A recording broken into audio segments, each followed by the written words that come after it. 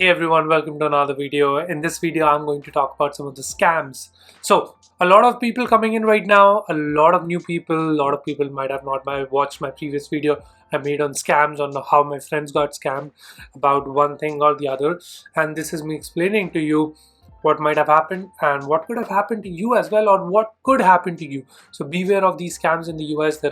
These are some of the common scams. Maybe you have heard about it already, maybe you haven't. So this is me explaining to you exactly what happens to you. You just came for your fall 21 semester, and you do not know what kind of scams there are in the US. There's social security scam, there's identity theft, there is somebody's going to call you and take your money away. There's insurance scams. There is emails which are posing like, hey, you will get a job, and you don't really qualify for that job, but you are hoping that yes, you are gonna get that job. Anyways, I'm gonna explain to you. Let's start with the social security scam. So social security number is SSN. I'm going to refer that. It's much easier for me to refer. So you will get a call saying that, hey, your social security number is leaked, or you are a F1 visa, we need to talk to you. If you are not going to, you did some tax scams, and if you're not going to call us back, we'll deport you, your visa will be revoked. I don't know how they get our numbers, but that's what is happening right now. So I'll try to include a clip or a voice clip right now so that you can hear what they exactly tell you. This call is regarding to your social security number. We found some fraudulent activities under your name. So they'll ask you to press 1 so that they can help you. You do press 1 because you're scared. You're like, what the hell did I do? Why is my visa getting revoked? You press 1 and then they start talking to you. Like, hey sir, you have done a social security scam. You have done tax evasion or bullshit like that. And they'll keep looping you, and they'll say that, yeah, we know that, tell me your name, confirm with me your address, what are you doing right now, what's your visa status. They'll get all these personal information, but you are scared. You do not know why you're getting this call from IRS, or why you are getting this call from the immigration USCIS authority, and you're scared and you're giving this information. They'll keep looping you in. They always try to track, or they always try to target people who are vulnerable. So F1 students are vulnerable.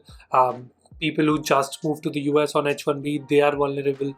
Old people are vulnerable to these social security scams or tax scams. They call you, you give them the information, and they're like, okay, we can help you right now. We have a lawyer. You'll need to submit this document. We can help you. We have a lawyer which can help you.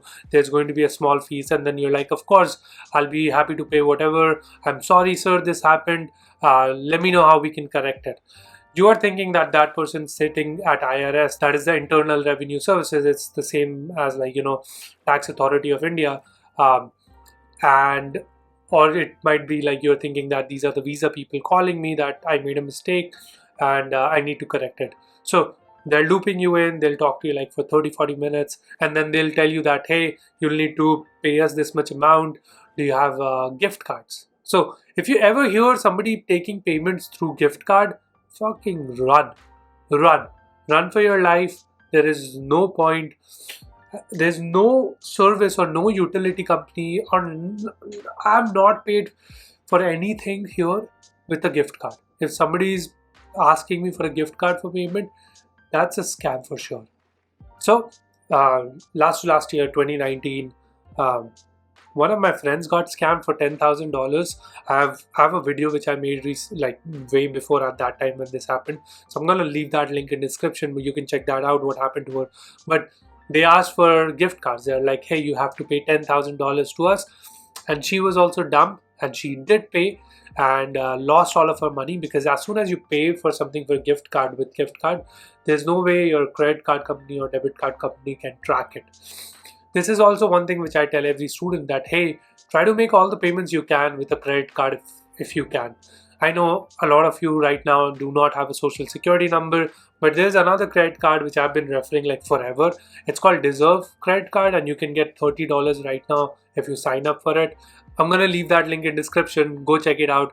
But if you pay with a credit card company secures you from these kind of frauds. So let's say you swipe somewhere and suddenly you see like you have a $500 charge.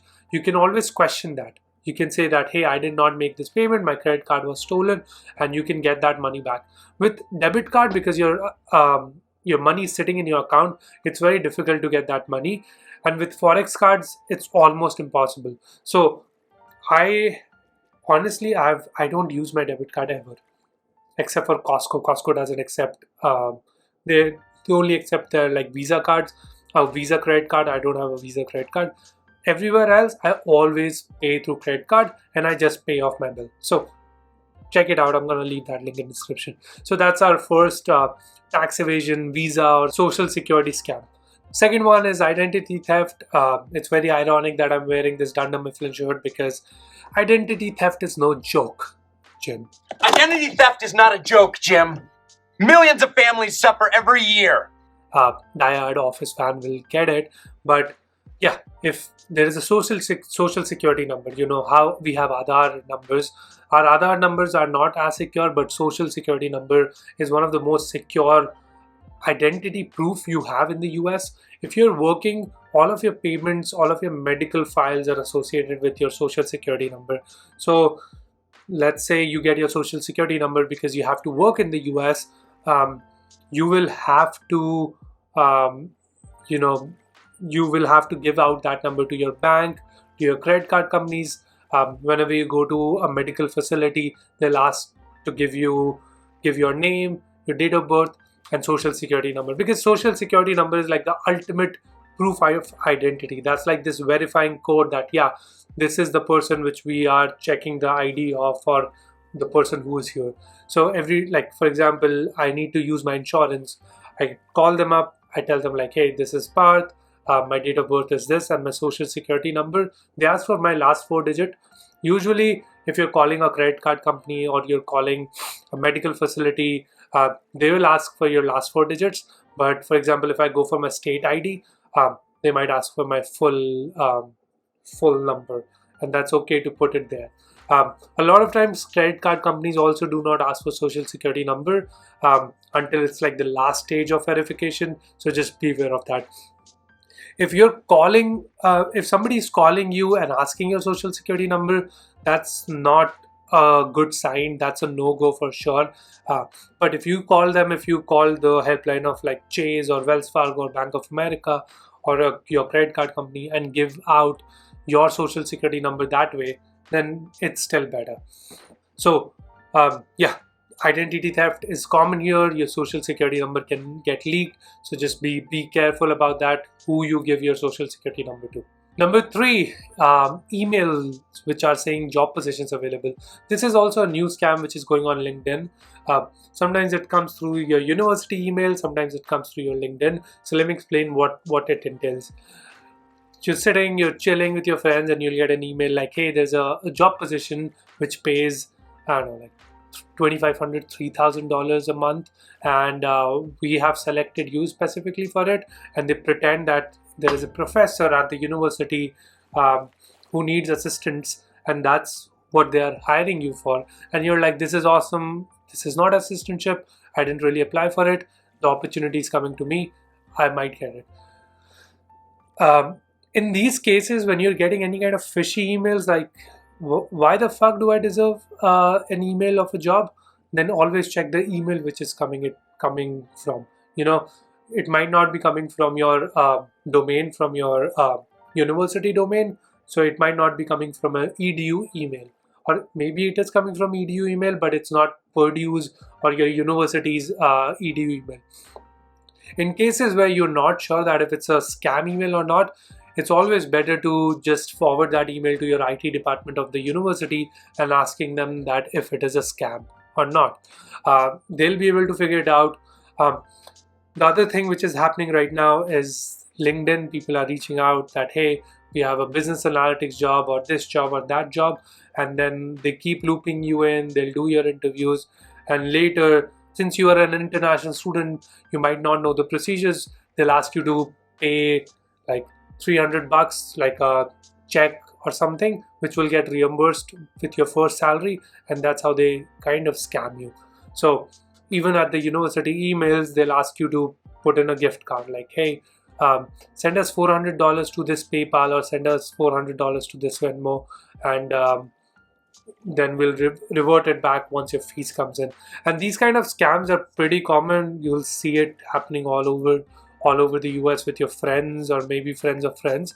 But just beware of it. Somebody's asking you to send in money before starting your job.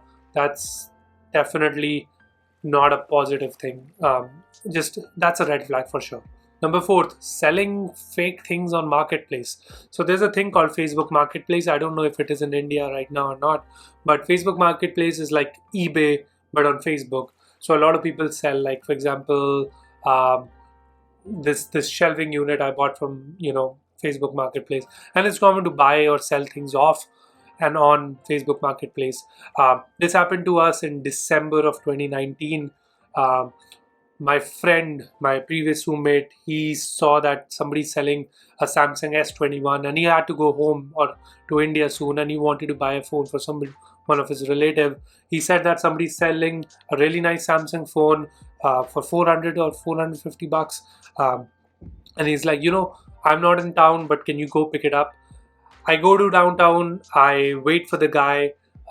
The guy comes in like 30 minutes after. Now wait a second, I'll tell you why he shows up 30 minutes after our scheduled time.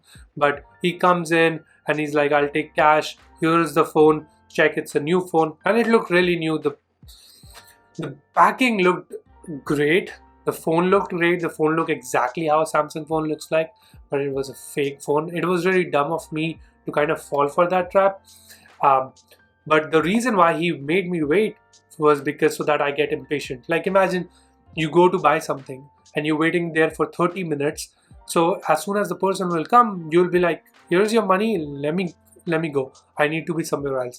So I checked the phone, but I don't know what happened. I just didn't check it very thoroughly. I take out the money, hard cash, of course, why not? And I give it to that person, and that person goes. I was looking at the phone, taking a picture of the phone to send it to my roommate, and then I opened the camera and I'm like, this doesn't seem right. Is the camera dirty? And of course, it was a Chinese phone, and we got scammed for $400 for no reason, for lack of my judgment, for lack of my care. But that happens. So beware of that. People selling fake electronics on Facebook Marketplace. They'll always ask you to come to like a gas station or downtown or public places. They'll always ask for cash. Of course, they'll ask for cash, and they'll always be in a rush, or they'll show up late so that you get impatient in those cases. But that's about it. That's the whole shebang on what kind of scams there are. If you're a previous student who's watching it, please feel free to comment in the comment section below, saying what kind of scams you have gone through or your friends have gone through, and that'll be a good resource for the students who are here right now. Thank you so much, guys, for watching this one. I hope you liked it, and until then, I'll see you next one. Take care, everyone. Bye-bye.